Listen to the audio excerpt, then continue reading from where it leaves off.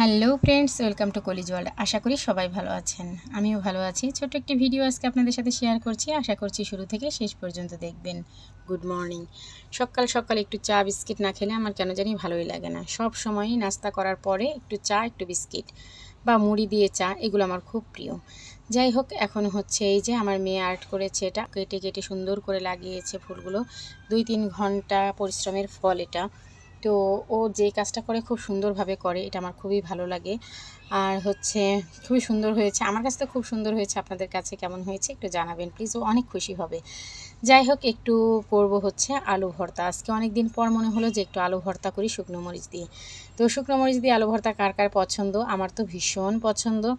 তো বাসায় এই ভর্তাটা করা যায় না, কারণ অনেকেরই অপছন্দ। অনেকেই বলতে আছেই আমার শ্রীজুর বাবা আর শ্রীজুরও অপছন্দ, শ্রীজুর বাবারও অপছন্দ, কিন্তু আমার অনেক পছন্দ। মাঝে মাঝে সবার পছন্দকে প্রাধান্য না দিয়ে নিজের পছন্দকে প্রাধান্য দিতে হয়। তো নিজের মনের কথা শুনে আজকে মনে হলো যে এভাবে ভর্তা করি। তো এভাবে ভর্তা বানিয়ে ফেললাম, অসম্ভব মজা হয়। আমি তো ওই যে শুকনো মরিচ আর পেঁয়াজ ভর্তা, ওইটাও আমার অনেক মজা লাগে। কক্সবাজার গেলে তো বিভিন্ন ধরনের ভর্তা দিয়ে একটা প্লেট সাজিয়ে দেয়, ওইটা তো আমার অসম্ভব মজা লাগে, খুবই ভালো লাগে। প্লেটটা দেখতেও শান্তি, খেতে তো অসাধারণ। এদিকে কথা বলতে বলতে আলু ভর্তাটাও হয়ে গিয়েছে। আলু ভর্তা আর হচ্ছে রান্না করব আজকে মুরগির মাংস। তো মুরগির মাংস আমি সুন্দর করে কেটে বেছে ধুয়ে নিয়েছি।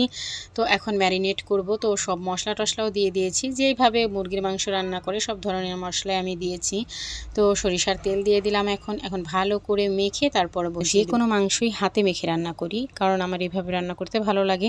আবার অনেককেই দেখি যে কড়াইয়ের মধ্যে সব মশলা টশলা দিয়ে ভুনা করে কষিয়ে নিয়ে তারপর হচ্ছে মাংসটা দিয়ে দেয়, ওইভাবেও মনে হয় অনেক মজা হয়। 2-1 বার করেছি আমি। যাই হোক, এভাবেই করতে করতে অভ্যস্ত হয়ে গেছি, তো এভাবেই করি। তা যাই হোক, আমার মেয়ে আজকে বলছিল, মা তোমার এই প্রতিদিন রান্না করতে কষ্ট লাগে না? কথাটা শুনে এতটা হাসি পেল, তো একটু হেসে দিলাম। হেসে দিয়ে তারপর বললাম যে মা, এই পৃথিবীতে সব কাজই কষ্টের, কিন্তু কষ্ট হলে কি হবে, সব কাজে দেখবে মানুষ অভ্যস্ত হয়ে যায়। তুমি একটা কাজ করতে যাও, দেখবে ওইটা ভালো লাগছে না তোমার, কিন্তু কয়েকদিন করতে করতে তোমার ঠিকই ভালো লাগবে।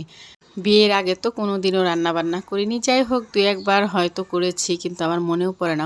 বিয়ের পর কিন্তু সব কিছুতে অভ্যস্ত হয়ে গেছি। এখন রান্নাবান্না হয়ে গেছে পেশার মতো। ওই যে অভ্যস্ত হয়ে গেছি। মানুষ তো বলে মানুষ অভ্যাসের দাস। মানুষ একবার যেটা করে সেটা কিন্তু আর কখনো ভুলেও না, আর ভালোবেসেই করে।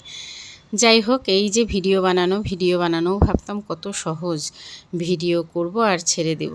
ওরে বাবা, এখন তো দেখছি অনেক কাজের ভিতরে। তো যাই হোক, ভালো লাগা ভালোবাসা, কাজ না করলে তো এটা করতে পারতাম না। অবশ্যই এখন আমি ভিডিও এডিট করা, ভিডিও বানানো, এগুলো তো অভ্যস্ত হয়ে গেছি। যাই হোক, আপনারা সবাই আমার জন্য অনেক অনেক দোয়া করবেন। যারা ইউটিউব থেকে দেখছেন তারা আমার চ্যানেলটা সাবস্ক্রাইব করে দিবেন, যারা ফেসবুক পেজ থেকে দেখছেন তারা ফলো করে দিবেন। ভালো থাকবেন, বাই বাই, টাটা।